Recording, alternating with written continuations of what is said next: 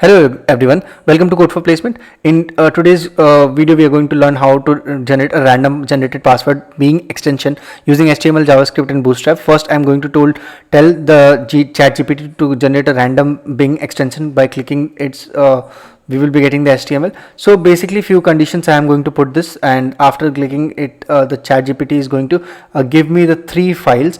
One is index.html and index.js and manifest.json file. I copied these three files and pasted into the Visual Studio Code, and now I'm going to load the unpacked extension of Bing to test it, and I generate the password and copied it with the